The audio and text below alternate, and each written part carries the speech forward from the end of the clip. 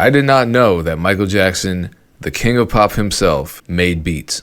He was an Akai user, an MPC guy. But wait a minute, I'm being told that people who make beats aren't real musicians. Making beats will never be in the same category as someone who can compose a song and play an instrument. People get samples for those reasons. They get it from the musicians. It's an art, but it's not in the same category as music. So making beats is not music. Take away those samples and samplers, and the majority of those beat makers wouldn't be able to make a beat. The MPCs, that's what Michael Jackson used, and samplers were the AIs. When you go back in timeline, that 80s and further back, the music sounds better. Bitch, do you know when the MPC came out? And do you know what the English language is? And you know, people like this who have stupid ass opinions always move the goalposts, and one thing we're not going to do is disrespect Michael Jackson's legacy. But it does kind of put this whole conversation into perspective. Again, I hate the conversation of beat makers versus producers versus musicians versus composers, blah, blah, blah, because our roles are fluid. Like for me, sometimes I just play keys. Sometimes I just do drums. Sometimes I sequence. Sometimes I do everything. Sometimes I vocal produce. Sometimes I track. That's the beauty of being in this space that we're in. And obviously, I would not put myself anywhere close to the realm of people like Michael Jackson. But on a very basic level, we are all a part of the same musical ecosystem. And so enough of me talking. Let's just jump right into this Michael Jackson beat making conversation, because this is cool. It's just, maybe everyone already knew this about him. I didn't. So I found it fascinating. Here we go. And then we get to hear from another legend, Teddy Riley. We just talked about Michael Jackson. I know Teddy Riley is in the news a lot now after his comments about Keith Sweat never paying him for his production. This is Teddy Riley speaking on Michael Jackson. On the XL. Michael had his own SL. And Michael came, he had it set up in his room, because we worked in Larrabee Studios in LA. And he had it set up in his room. I had it set up in my room and set up in the 3 studios that we booked out. And he brought me in the room and he said, you know, I have this track and I think it needs something. And when he played the track, it started like this. It went into, he programmed the drums.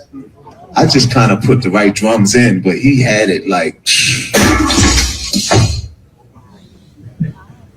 jam on the. Is there another slide? Yeah, there we go. So this is just a cool Michael Jackson story, but I think it has bigger implications for a lot of the topics we've been covering on the podcast lately.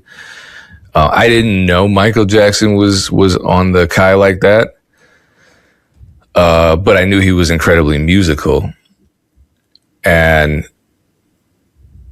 yeah, Michael Jackson made beats. Oh, who knew?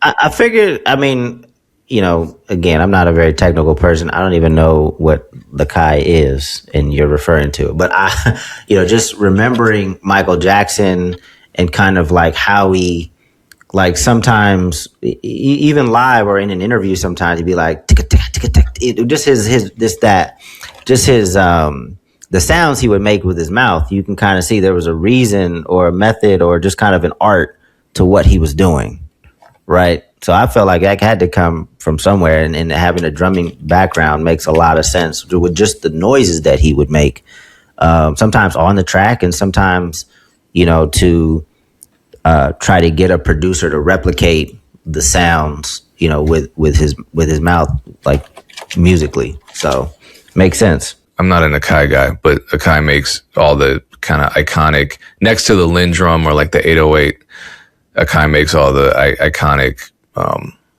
sampler consoles like the MP60 and the MPC, et cetera, et cetera.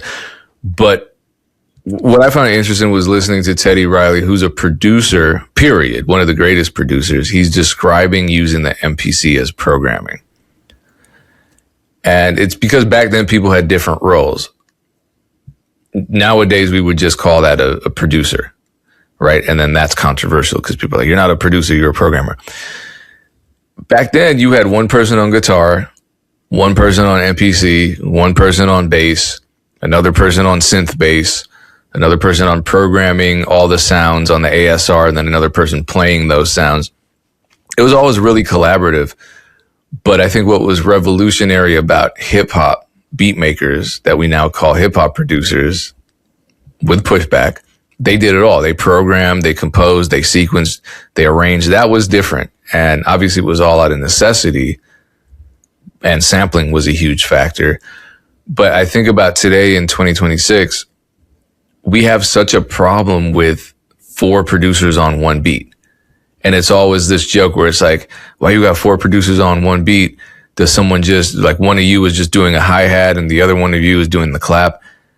And it's like, back then, that is kind of what was going on. And then people will say, well, that's more valid because their music was better and this and that. Get the fuck out of here. We don't even need to get into that. It's like when people say, oh, that producer uses loops. He just, or that producer just does the drums over a loop. You're not going to say that about Michael Jackson. But the conversation always changes based on these examples that you can bring up, because it's just like people just want to be right in the argument. I found out recently that Prince played a guitar solo on a Madonna song. So is Prince just a session player? Is Michael Jackson just a programmer? No, because these roles are fluid. So a lot of people have a problem with someone who calls themselves a hip hop producer just adding drums to a loop over here, but you don't know what they do over here. A lot of people have a problem with someone sending out a sample that they made. They're not a real producer, but you have no idea what they do. They might also be a songwriter or an arranger, or they may be able to make full-on beats themselves. These roles are fluid. And who cares who cares what people did on a song, what their roles were, if the final product of the song was great? I don't personally care. I'm just seeing lately. And if everybody's happy with their split. Yeah. I mean, and that's the other element, but it's kind of like we're having these conversations from the perspective of a consumer and not someone that's a creator, where it's like, how creativity works. It doesn't make sense half the time. Sometimes you do weird shit. It's like the Nashville split stories where someone walks into the room for half a second and is like, oh, you got to change that word. Say this. And then they walk out and they got 5% of the record because that one little change somehow made the song much better. You know what I mean? So I don't know. I feel bad for, again, I always say this. I feel bad for the producers out there and the musicians out there who aren't in these collaborative spaces. I think deep down inside, I feel like what really bothers a lot of people is that back then, if you programmed drums on a Michael Jackson song, you probably didn't get equity. And nowadays, if it's 3 producers collaborating on one beat, they all get equity. And so that threatens some of the greed factor in the music business. Because before, people will always say, oh, a real producer doesn't even touch an instrument. They're the ones that are directing everything. Yeah, and they also usually were just paying the session players an hourly rate. And, those session players died broke. A lot of them did.